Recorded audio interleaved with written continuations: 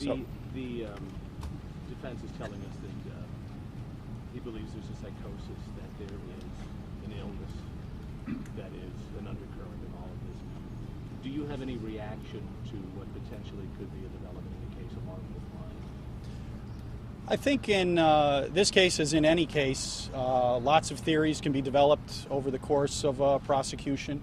It's incumbent upon the state and the Milford Police Department to thoroughly investigate all of the possible options and then render a decision once all of that's been done and the defense has done their due diligence in order to determine what we feel is the appropriate avenue for the case to proceed, whether that be trial, a plea, whatever that may be, can only be done after all of that work has been done. So they're going to proceed on their theories and the state will continue to investigate it, and it'll be up to me to make a determination as to what I think really happened here and to prosecute the case appropriately. Kevin, parents are horrified about what happened inside a school.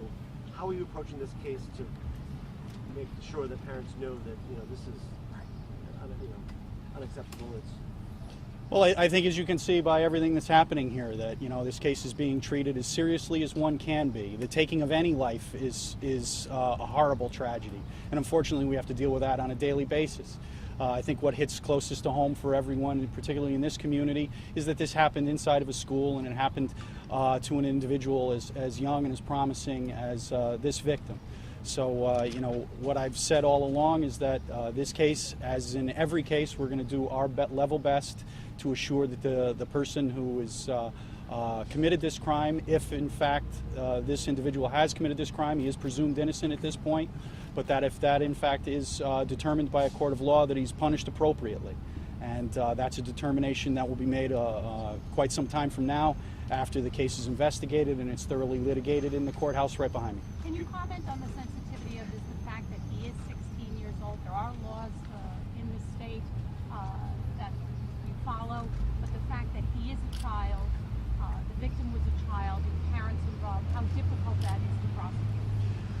With any case involving someone that's 16 or 17 years of age, it's always difficult. I've had to prosecute other individuals charged with murder in similar circumstances. It's never easy. It's never easy given these types of circumstances. But again, my job is to uphold the law of the state of Connecticut. The law of the state of Connecticut is that this defendant will be prosecuted as an adult. His case was mandatorily transferred from the juvenile court to the adult court.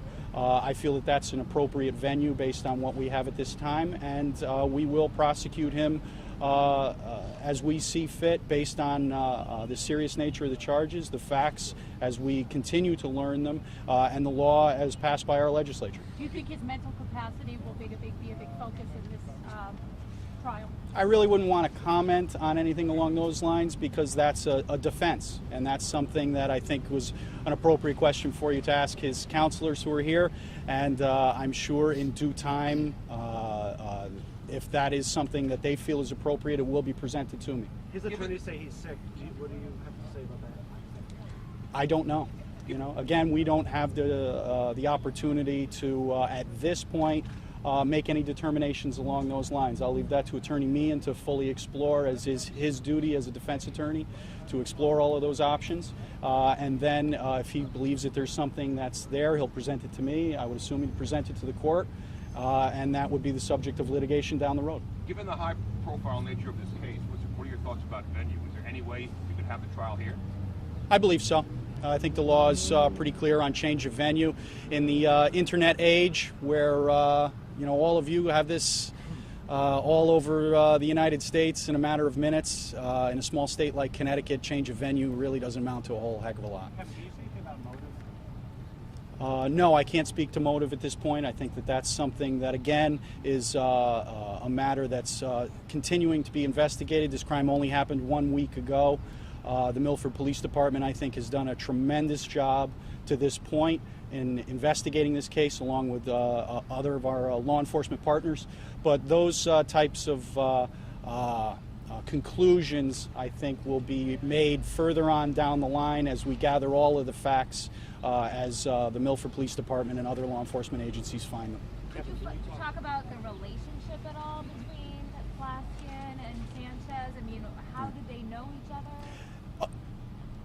those types of things again are part of the investigation, and I understand a lot of that as you are getting it as well. I mean, we're talking to the same people you are, and I will wait and make my conclusions about whatever any possible motive might be based on the presentation that I'm given by the Milford Police Department as the case progresses. Have you been looking into that prom angle?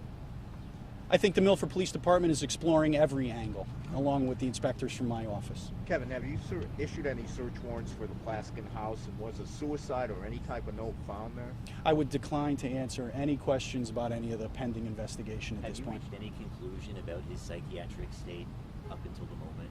No, not at this point. Do you have any observations about what you've seen so far? Nothing I would share with you guys. Where the murder weapon came from? No comment. Where exactly in the high school did this stabbing take place? I believe it took place in a public portion of the, not a public portion, but a non-classroom portion of the high school, I think is appropriate. I really wouldn't want to get into the factual allegations at this point. Did Maren's family want to be here? Did they relay that to you at all, or did they have a difficult day? Yeah, I think that this is about as difficult a day as a family could endure. So I will not really comment on the victim's family at this point. I think there'll be an appropriate time for that, and that's not now. You said, were they in court today? No, I do not believe they were in court today. Okay? Okay, thank you very much. I really appreciate it. And, I think, it goes without saying that we really appreciate, that any discretion you guys can give to the family during this whole process. Unfortunately, I know you all have a job to do, but, it is a family, and I would appreciate it if you guys could keep them in your thoughts when you're doing your job. Thank you. The name and title